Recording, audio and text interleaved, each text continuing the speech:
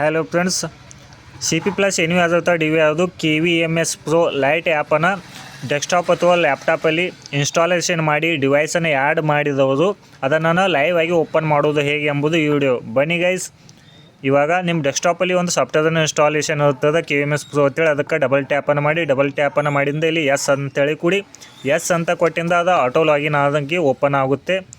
Open ಆಗಿಂದ ಇಲ್ಲಿ live view ಅಂತೇಳಿದೆ, ಅದಕ್ಕೆ ಕ್ಲಿಕ್ಕನ್ನು ಮಾಡಿ ನೀವು ಸ್ಕ್ರೀನನ್ನು ಫುಲ್ ಸ್ಕ್ರೀನನ್ನು ಮಾಡ್ಕೊಳ್ಳಿ. ಮೌಸ್ ಪಾಯಿಂಟನ್ನು ಗಮನವಿಟ್ಟು ನೋಡಿ. ಇಲ್ಲಿ ಕೆಳಗಡೆ ಬಂದುಬಿಟ್ಟು ನೀವು ಇದು 4 ಸ್ಕ್ರೀನ್ ಇದ್ದದನ್ನು ನೀವು 8 ಸ್ಕ್ರೀನನ್ನು ಮಾಡ್ಕೋಬೋದು, 16 ಸ್ಕ್ರೀನನ್ನು ಮಾಡ್ಕೋಬೋದು ವ್ಯೂವಲ್ಲಿ. ಇಲ್ಲಿ ಹಾಗೆ ನಾವು ಡಿವೈಸನ್ನು ಆ್ಯಡ್ ಮಾಡಿರ್ತೀವಿ, ಇಲ್ಲಿ ನೋಡ್ಬೋದು ಮೌಸ್ ಪಾಯಿಂಟನ್ನು.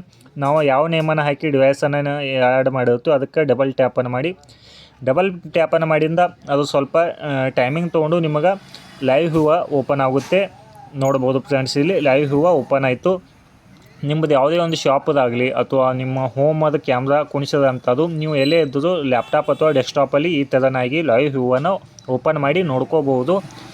ನಿಮ್ಮ ಡಿವೈಸ್ ಅಥವಾ ಎನ್ವಿಯಾಸನ್ನು ನಿಮ್ಮ ಲ್ಯಾಪ್ಟಾಪಿಗೆ ಕನೆಕ್ಟ್ ಮಾಡಬೇಕಾಯ್ತಾ ನಮಗೆ ಕಾಂಟ್ಯಾಕ್ಟನ್ನು ಮಾಡ್ಬೋದು. ಬಟ್ ಯಾವುದೂ ಫ್ರೀ ಸರ್ವಿಸ್ ಇಲ್ಲ, ಪೇಯ್ಡ್ ಸರ್ವಿಸ್ ಇರುತ್ತದೆ. ಕಾಂಟ್ಯಾಕ್ಟ್ ಮಾಡಿ.